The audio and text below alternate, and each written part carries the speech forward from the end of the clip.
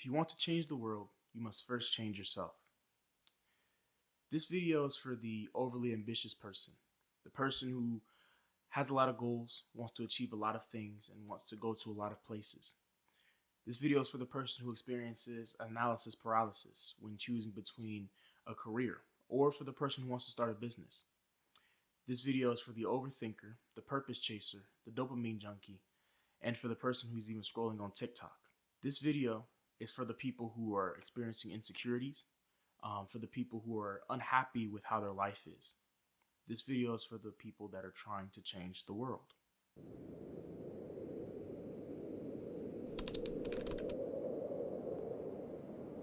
It's clear as day that no matter what age, sex, or race, we all face our own problems and we all want some form of success.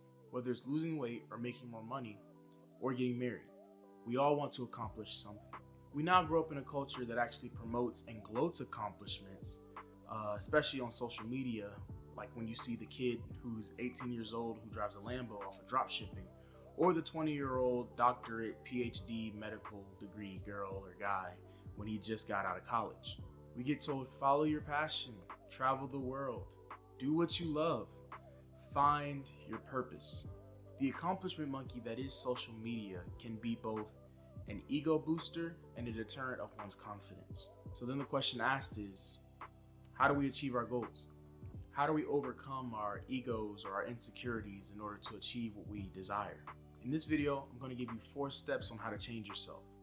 The goal of this video is to help other people such as myself who want to make a change, build better habits, and honestly get started on their self-improvement journey today.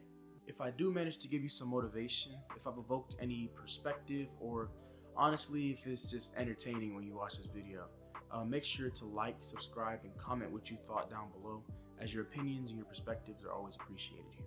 But without further ado, let's get started.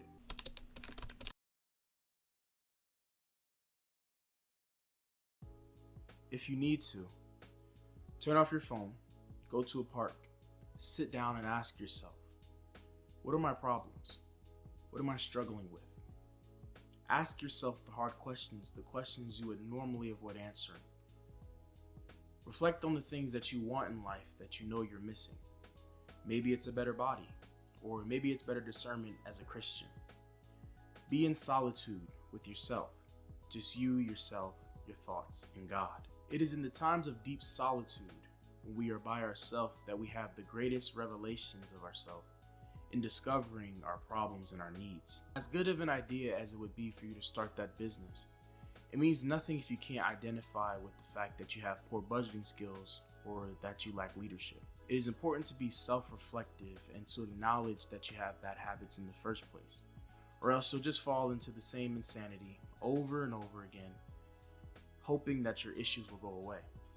It takes a lot of humility in a person to look yourself in a mirror and say, something needs to change today. And I think we live in a culture where we're kind of promoted to have pride in ourselves. You know, pride this, pride that.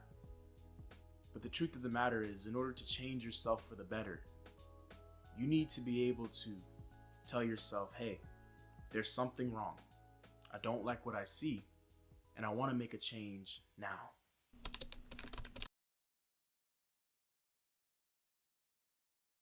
Give the hard truths. Answer the hard questions with the hard answers, and humble yourself to a point where there's no choice for you but to change. Bear the hardship and the guilt of your shortcomings, and bring yourself to a point where you become so disgusted at the habits that hold you back. As Christians, when we tackle sin, we are commanded to kill our flesh, which is killing our sin. But this principle doesn't just apply for a spiritual aspect. It can apply to everyday life. If you're overweight and want to be fit, you must kill your bad diet. If you're broke and want wealth, you must kill your bad financial habits. Whatever it is you desire, you must learn to sacrifice/eliminate the bad habits that hold you back from your goals. If you want to start a business, instead of wasting hours upon hours scrolling, watching TV, anime, etc., reserve time towards your business. If you want to be fit, reserve time towards going to the gym and change your bad diet. If you want a new career or you want more pay in your career, then you must learn to reserve time to either improve on the skills that you already have or go acquire a new skill for a new job. The best way to change yourself is to take accountability and responsibility for everything that goes on in your life. At the end of the day, no one told you to be here, and no one is coming to save you. It's not because you're a Gemini or a Scorpio that you have these problems, nor is the boogeyman or Superman real, but you are. So give yourself the hard truths and take ownership of what needs to change.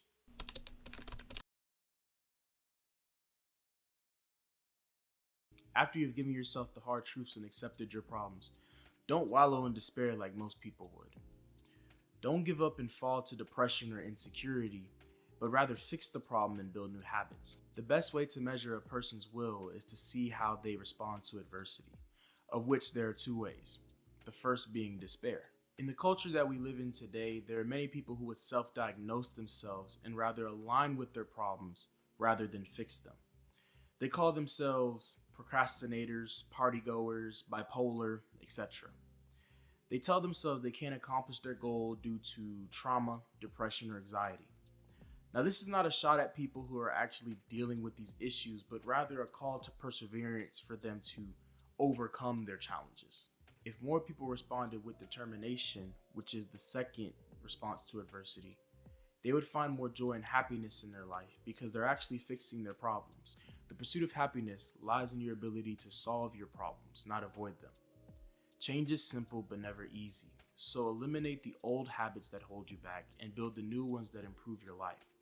You're not a baby anymore. You know what you must do to better your life. So make the hard decisions, build the better habits, and transform yourself to a better life.